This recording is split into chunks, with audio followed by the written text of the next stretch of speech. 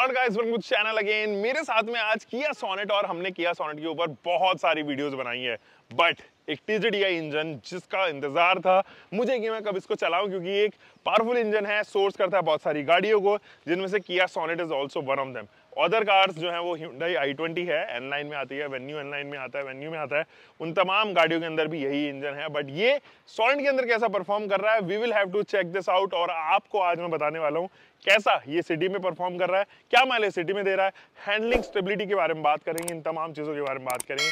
Just in case you are new to channel, consider this channel subscribe. बहुत सारा amazing content guys आप miss out कर रहे हो, चलो मेरे साथ।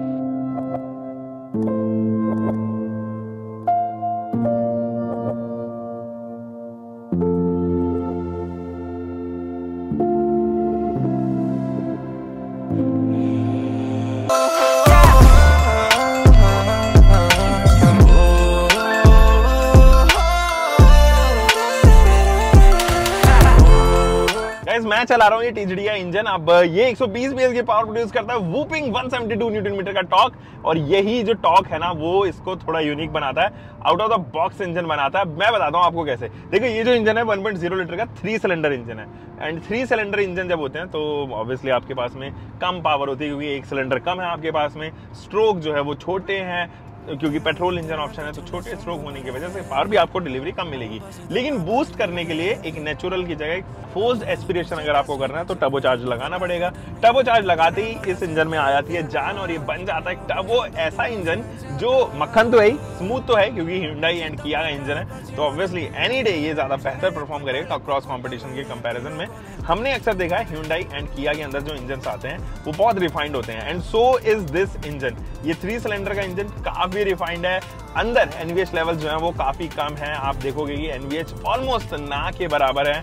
एंड जब हम यहाँ पर बात करते हैं NVH के, तो वाइब्रेशंस के बारे में बात करते हैं। स्टीयरिंग कॉलम हो या फिर गियर नॉब हो या ब्रेक लीवर हो, एक्सीलरेटर पैडल, कहीं पर भी, विंडो पैनल हो, कहीं पर भी आप टच करोगे तो कोई भी किसी भी प्रकार के वाइब्रेशंस, इंजन के जो हार्शनेस है जिसको हम कहते हैं, वो यहाँ पर नहीं इंट्रोड्यूस होते हैं। और ये रीजन है why this engine is a superb engine. And उन लोगों के लिए जो एक्चुअली परफॉर्मेंस चाहते हैं, they are curious for performance, but आपका बजट भी जो है वो रिस्ट्रिक्टेड है, तो ये इंजन उन लोगों के लिए एक्चुअली बना हुआ है।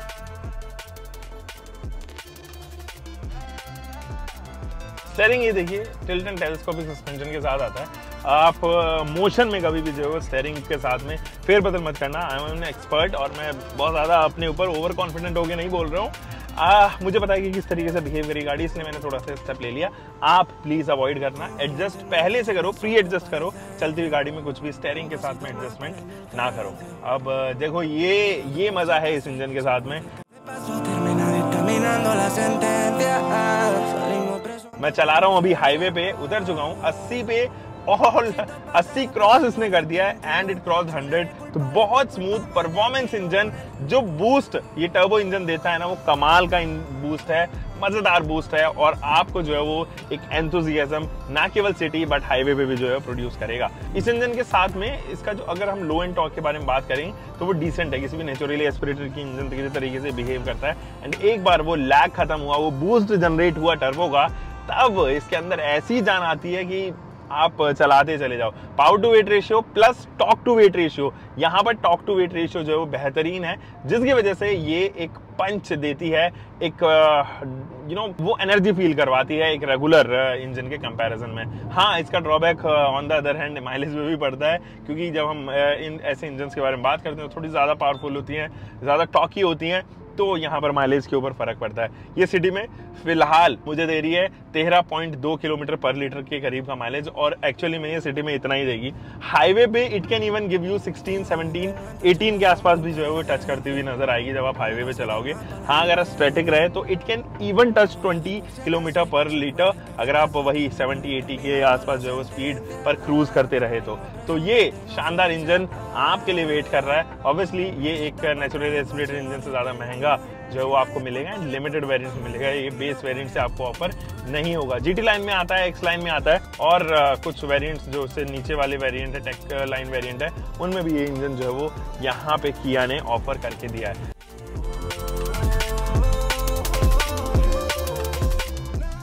दोस्तों स्टीयरिंग फीडबैक के बारे में बात करते हैं। दोस्तों यहाँ पर मैं ऑलरेडी 100 किलोमीटर पर आवर पे क्रूज कर रहा हूँ, क्योंकि स्पीड लिमिट जो है वो हाईवे की 100 किलोमीटर पर आवर की है, और ऐसे में स्टीयरिंग ने जो है वो वेट गेन कर लिया है। मेरे को फील हो रहा है, महसूस हो रहा है कि मैं हल्के बहुत एफर्ट से जो है वो उसको नहीं हिला सकता, मुझे थोड़ा एक्स्ट्रा एफर्ट जो है यहाँ पर लगाने पड़ेंगे।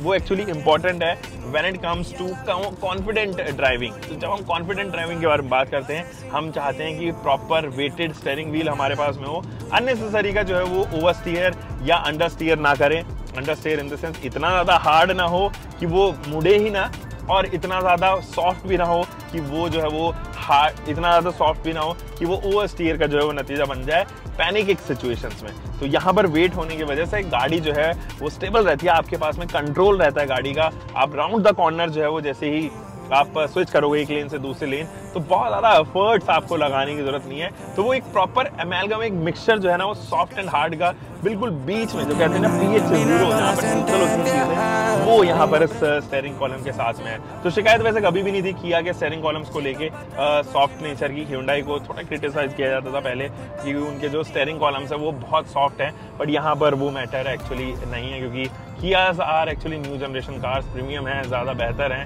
अब तो Hyundai के जो स्टीयरिंग व्हील्स हैं वो भी जो है वो इम्प्रूव हुए हैं, वो भी अब राइटली वेटेड जो है वो यहाँ पर हुए हैं। तो Kia के स्टीयरिंग कॉलम में कोई परेशानी नहीं है। अच्छी बात यह है कि पीछे के भी डिस्क ब्रेक्स आ चुके हैं, इसकी वजह से ब्रेकिंग डिस्टेंस अब कम हुई है, तकरीबन 43 मीटर्स के आसपास जो है वो इसकी ब्रेकिंग डिस्टेंस हुई है, अगर हम 100 किलोमीटर पर आवर पे ब्रेक करते हैं तो, which is considered to be good. अब किसी दिन मौका मिला तो जरूर इसका जो है वो हम यहाँ पर मूव्स टेस्ट करेंगे, जानेंगे कितनी स्टेबल है ये 40, 30 एंड 50 किलोमीटर पर आवर पे, एंड वो तमाम टेस्ट जो है वो यहाँ पर हम करते हुए नजर आएंगे। सो अब और चीजों के बारे में बात कर लेते हैं, जैसे कि विजिबिलिटी। अमेजिंग विजिबिलिटी, ए पिलर पतला है और आपके पास में ओवरव्हीम का जो साइज है वो भी एडिक्वेट है, तो कहीं पर भी आप परेशान नहीं होंगे इसकी विजिबिलिटी को लेके। यहाँ पर अच्छी बात यह है कि जब आप नाइट ड्राइव कर रहे हो तो इंस्ट्रूमेंट क्लस्टर, इंफोटेनमेंट सिस्टम, ये सारी चीजें जो है वो थोड़ी डिमर साइड पे हो जाते हैं। फॉर एग्जांपल अगर मुझे 10 मार्क्स देने हो इनके ब्राइटनेस पे, तो ये दिन में 10 मार्क्स अचीव कर रही हैं, तो रात में तकरीबन 7.5 से 8%, यानी कि 25% का जो है वो डिक्रीमेंट इन ब्राइटनेस यहाँ पर आप समझ सकते हो कि इतना कम हो जाता है, ताकि वो आंखों पे चुभे ना, अननेसेसरी इरिटेशन ना बने। जैसे हमने MG हेक्टर में देखा है, वहाँ पे बहुत बड़ा पैनल है और वो लाइट जो है वो थ्रो करते हो, क्योंकि ऑब्वियसली एनी डे आपको म्यूजिक चलाना है तो आपको जो है वो इंफोटेनमेंट सिस्टम को लाइव रखना पड़ेगा, और अनलेस आप सेटिंग से जो है वो चेंज ना करें, तो वो एक जरूर फील होता है कि यहाँ पर ऑलरेडी जो है वो ऑटोमेटेड ये हैं। दोस्तों अब जरा एर्गोनॉमिक्स के बारे में बात करें। स्टीयरिंग कॉलम पे सारे कंट्रोल्स हैं, तो एक बार आप यूज टू हो गए, आपने ओन कर ली, तो आपको पता रहेगा कि कौन से बटन से क्या दबाने पे कौन सी चीज एक्टिवेट या डीएक्टिवेट होती है। ये वाले बटन जितने भी टॉगल स्विचेस हो गए, या हम बात करें ऑटोमेटिक क्लाइमेट कंट्रोल के, ड्राइव मोड्स के या DRVM के, ये आपके हाथ में जो है वो सेट हो जाएंगे इस तरीके से कि आपको पता रहेगा कि कब कौन से बटन से जो है वो चीजें एक्टिवेट होनी है यहाँ पे। So ergonomically wise I will be giving 9 on 10 to this car. Practical है, बहुत सारे स्टोरेज स्पेसेस हैं, आप कैन होल्डर समझे, एक एक्स्ट्रा स्पेस दी गया है जहां पर आप अपने मोबाइल को होल्ड कर सकते हैं, रख सकते हैं। और अच्छी बात ये वेंटिलेशन है इसके। चार्जिंग में भी अगर आप वायरलेसली चार्ज कर रहे हो तो अब ओवर हीटिंग के इश्यूज जो एक्चुअली वायरलेस चार्जिंग में आते हैं वो यहाँ पर नहीं होंगे, तो साथ ही साथ वो जो है वो ठंडा भी होता रहेगा मोबाइल फोन। ये चीज़ है। वाले वेरिएंट में जो है वो कूल्ड ग्लव बॉक्स ऑफर नहीं किया गया है, और I don't know if GT line में भी आता है कि नहीं आता। I will have to go through the brochure, तो वो चीज़ ज़रूर है। एक चीज़ की कमी मुझे लगी यार, wireless Android auto is not a big thing now days. Maruti Suzuki अपने छोटे गाड़ियों में, बलिनो जैसी गाड़ियों में जो है वो ऑफर कर रही है, जो इस सेगमेंट में छोटी है, फ्रॉन्क्स में ऑफर कर रही हैं। So why not to this car, वो थोड़ा सा लगा। इनफैक्ट USB-A स्लॉट से ही जो है वो आप एप्पल कारप्ले जो है वो एक्सेस कर सकते हो। C टाइप अगर आपने जो इंट्रोड्यूस किया है किया ने इस बार, उससे आप Android auto, Apple CarPlay X line and GT line में नहीं दे सकते, एक्सेस कर सकते हो। आपको अगर wireless Android auto, Apple CarPlay चाहिए तो छोटे वाले वेरिएंट्स पे स्विच करना पड़ेगा। HTK प्लस में I think wireless Android auto, Apple CarPlay आता है, वो इस वाले वेरिएंट में। एज पर प्रेजेंटेशन में मुझे याद आ रहा है कि वायरलेस नहीं मेंशन किया गया था, wired Android auto, Apple CarPlay यहाँ पर था। अच्छा, अच्छी बात ये वेंटिलेटेड सीट्स आ गई है, बट वो बैक पे है, वो अंडर थाई पर नहीं है। तो जब अंडर थाई पे नहीं होता तो यहाँ पर पसीना आना वाजिब है, लेकिन जनरली आप जो देखेंगे वो पसीना जो है वो पीछे आता है, कमर पे आता है, जिसकी वजह से आपको गर्मियों में गर्मी का एहसास जो है वो कम होता है। आप जो है वो स्वेट कम करते हो, आप फटीग का जो है वो रीज़न कम बनते हो, क्योंकि आप अपने कंफर्ट जोन में ज़्यादा होते हो। तो ये एक रीज़न है। क्योंकि मैं अभी DCT चला रहा हूँ, तो अगर मैनुअल के बारे में अगर बात करें तो पहले वाली जो मैंने सोनेट चलाई है, ABC पेडल तीनों में ही जो है वो डिस्टेंसेस काफ़ी एडिक्वेट थी, जिसकी वजह से जो है वो कंफ्यूजन नहीं बनता था कि आप एक्सेलरेशन देने के बजाय आप ब्रेक पेडल जो है वो दबा दो, या ब्रेक पेडल दबाने के बजाय एक्सेलरेशन पेडल दबा दो, वाइस वर्सा सिचुएशन होती है। अगर गैप कम होता है तो, जो कि हमने छोटी सेगमेंट की गाड़ियों में देखा, जो एंट्री लेवल सेगमेंट्स होती हैं, मिड लेवल सेगमेंट होती हैं, उनमें गैप क्योंकि यहाँ पर स्पेस के साथ में कॉम्प्रोमाइज़ करना पड़ता है, वो यहाँ पर एक्चुअली में नहीं है। तो मुझे नहीं लगता कि इस वाली में भी होगा, क्योंकि मैकेनिकली ये कोई भी जो है वो डिफरेंस नहीं रखती है। अच्छा, टायर साइज जो है 215 सेक्शन का है, 60 रेडियल 16 है, और एडिक्वेट ग्रिप देता है। कोई टायर नॉइज नहीं है गाड़ी के अंदर, इंसुलेशन इतना प्रॉपर है कि किसी प्रकार की विंड नॉइज भी नहीं आती है। तो ना टायर नॉइज ना विंड नॉइज, एकदम स्मूथ है, कोई समस्या उस चीज को लेके भी नहीं है। सस्पेंशन के बारे में बात करते हैं। पहले जो है ना रियर में सस्पेंशन ऐसी शिकायत थी कि थोड़ी स्टिफर एंड पर जो है वो यहाँ पर सस्पेंशन है, बट अभी है कि नहीं है, मैंने रियर में ड्राइव नहीं किया है। बट अगर मैं फ्रंट के सस्पेंशन के बारे में बात करूँ तो आई थिंक फ्रंट में जो सस्पेंशन है वो बढ़िया काम कर रहा है, कोई समस्या उसमें नहीं है। पॉट होल छोटे मोटे आते हैं तो उनमें थोड़ा सा लगता है कि यार और स्मूथ होते तो बढ़िया होता। ये अर्बन SUV है, तो अर्बन के हिसाब से अगर थोड़ा और स्मूथर एंड पर जो वो इस पर्टिकुलर गाड़ी में दिए जाते तो मुझे लगता है ज्यादा बेहतर होते हैं। ऐसा पता नहीं, मुझे लग रहा है कि अगर आप छोटे इंजन खरीदते हो और डीजल इंजन खरीद रहे हो तो सस्पेंशन ज्यादा स्मूथ है, लेकिन अगर आप परफॉर्मेंस इंजन खरीदते हो तो सस्पेंशन थोड़ा स्टिफर एंड पर है, क्योंकि उनको हाईवेज पे जो है वो ज्यादा चलना है। बूस्ट के 7 स्पीकर जो है वो अब इंट्रोड्यूस हो गए हैं, और सराउंड क्वालिटी इनकी अच्छी है, गजब की है।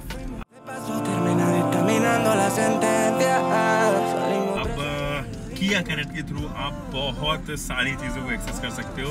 एलेक्सा होम का जो एक्सेस कर सकते हो, एलेक्सा को बोल सकते हो कि मेरी गाड़ी को स्टार्ट कर दो। ऑब्वियसली आपको जो वॉइस कमांड देने होंगे इंग्लिश में देने होंगे, या जो वॉइस कमांड ये सपोर्ट करती है उनमें देने होंगे। वैसे ये रीजनल लैंग्वेजेस भी जो सपोर्ट कर रही है, इंग्लिश भी जो है वो सपोर्ट कर रही है, जिसकी वजह से आप बहुत सारी चीज़ें वॉइस कमांड पर ही एक्सेस कर सकते हो। जैसे हेलो किया, मुझे गर्मी लग रही है,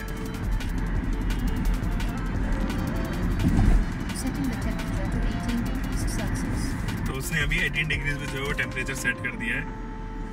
अब मैं दोबारा एक कमांड देता हूँ, सनरूफ खोलो। देखो चलती गाड़ी में उसने सनरूफ खोल दिया है। This is something dangerous, voice command से मत करना। सनरूफ बंद करो। तो सनरूफ जो है वो अभी बंद हो गई है। तो ये कुछ इस तरीके की अगर आप हिंदी की कमांड्स भी जो है वो इस गाड़ी को दे रहे हैं तो ये इजीली जो है वो एक्सेस करती है। और AC को भी जो है बहुत सारी कमांड्स है छोटे छोटे जो आप इसको दे सकते हो, तो वो ज़रूर यहाँ पर है। अब नई जो है वो कनेक्टेड फीचर्स भी इंट्रोड्यूस हुई हैं, वो तमाम चीज़ें जो है वो इंट्रोड्यूस हुई हैं। मुझे फिलहाल लग रही है ठंड, क्योंकि चल रहा है सर्दियों का मौसम, और यहाँ से मैं ब्लोअर स्पीड भी कम कर देता हूँ, टेम्परेचर को भी थोड़ा बढ़ा देता हूँ ताकि मुझे ठंड ना लगे। और तो ये था किया सोनेट का 1.0 TGDI इंजन जो मैंने आपके साथ में यहाँ पर रखा। वैसे मैं रियर की विजिबिलिटी के बारे में भूल गया। रियर की विजिबिलिटी इस IRVM से काफ़ी बेहतरीन है। पीछे आपको सारी चीज़ें विजिबल होंगी। IRVM पे ही आपके पास में SOS बटन भी है, या रोड साइड असिस्टेंस का बटन है, किया कनेक्ट का बटन है। ये तीनों चीज़ें आपको यहाँ पर मिलती हैं। तो शॉर्टकट्स आपके लिए बने हुए हैं बटन के तौर पर। इसको दबाइए तो आपके पास में कॉल या RSA की जो है कॉल, ये सारी चीज़ें जो है वो आ जाएंगी। हम मिलेंगे दोस्तों ऐसे एक और नई वीडियो के साथ में। Until for next time, bye bye, taking long car, bike, whatever you're having. Drive safe, guys. Y si nos vamos, de nadie nos despedimos. Villa la ve, había un coche que lo limo. No lo saben, pero hace 5 dimos. Nena, por tu forma de hablar, intuyo que